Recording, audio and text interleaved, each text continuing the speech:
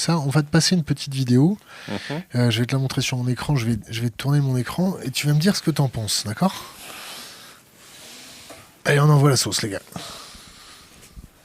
About 10 days after 9/11, I went through the Pentagon and I saw Secretary Rumsfeld and Deputy Secretary Wolfowitz. I went downstairs just to say hello to some of the people on the joint staff who used to work for me. And one of the generals called me in. He said, "Sir, you got to come in. You got to come in and talk to me a second." I said, "Well, you're too busy." He said, "No, no."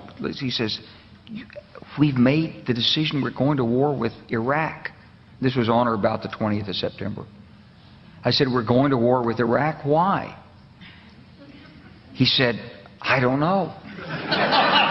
He said, "I guess they don't know what else to do." So I said, "Well, did they find some information connecting Saddam to Al-Qaeda?" He said, No. He says, "There's nothing new that way. They've just made the decision to go to war with Iraq." He said, "I guess it's like we don't know what to do about terrorists, but we've got a good military and we can take down governments." And he said, "I guess if the only tool you have is a hammer, every problem has to look like a nail." So I came back to see him a few weeks later, and by that time we were bombing in Afghanistan. I said, "Are we still going to war with Iraq?" And he said, "Oh, it's worse than that." He said, he reached over on his desk, he picked up a piece of paper, and he said, I just got this down from upstairs," meaning the Secretary of Defense's office today, and he said, "This is a memo that describes how we're going to take out 7 countries in 5 years, starting with Iraq and then Syria, Lebanon, Libya, Somalia, Sudan, and finishing off Iran." I said, "Is it classified?" He said, "Yes, Bon, tu sais sir." qui c'est?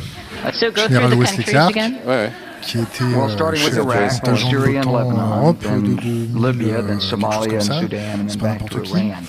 Qu'est-ce que t'en penses? Ben, moi, je trouve que ça traduit quelque chose d'une orientation diplomatique des États-Unis à laquelle on ne s'est pas suffisamment intéressé. Moi, je travaille en ce moment sur les radicalismes religieux. Il y en a un en particulier qui ne fait pas l'objet d'une analyse de nature géopolitique, c'est le radicalisme des néo-évangéliques américains. Les néo-évangéliques américains, pratiquement, commencent avec Carter. D'ailleurs, le Time fait une couverture en disant c'est l'un des... Avant que tu commences à me dérouler, Ouais.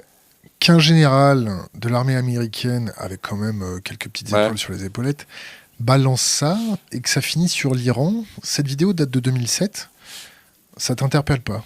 Si, ça m'interpelle, mais justement, c'est pour ça que je reviens en arrière. Parce que, d'abord, c'est une vieille tendance de ce qu'on a appelé la volonté, comment ils appelaient ça? D'abord, le regime change, c'est-à-dire le droit que se donne un État de changer le régime politique d'un autre État. Et le deuxième, c'était l'idée du Great Middle East, c'est-à-dire l'idée chez les républicains, poussée en particulier par ces néo-évangéliques dont je parle là, de remodeler complètement le Moyen-Orient. Et alors, pourquoi j'insiste sur les néo-évangéliques? Parce qu'eux, ils considèrent, si tu veux, que la constitution du Grand Israël est l'étape absolument nécessaire pour l'arrivée du Messie. Donc, ils sont dans une logique totalement théologique. Totalement. Hein. Il y a des discours de Farwell, qui est un de ces grands téléprédicateurs, qui explique que tout ça, d'abord, va permettre de christianiser le Moyen-Orient, et puis qu'en plus, ça va permettre de redessiner tout ça. Il y avait un consultant français, d'ailleurs, à la RAND, à l'époque, qui s'appelait... RAND Corporation. Pardon? La RAND Corporation. La RAND Corporation, un Français qui s'appelait Laurent Muraviec, qui avait fait un exposé justement pour redessiner tout le Moyen-Orient, en prévoyant en particulier de découper l'Arabie Saoudite. Malheureusement, sa présentation a fuité dans les journaux, ce qui fait que ça a fait un gros scandale et le mec s'est fait virer. Mais le type est un Likoudnik, c'est un type très proche du Likoud et donc qui en gros appliquait ce qui avait probablement été négocié entre cette frange républicaine très marquée par les néo-évangéliques et le Likoud sur comment il faut remodeler tout le Moyen-Orient pour pouvoir assurer la sécurité d'Israël. Et donc on est dans une situation extraordinaire où tu vois ces types se prennent la carte, mais après tout c'est ce qu'on a fait avec Sykes-Picot.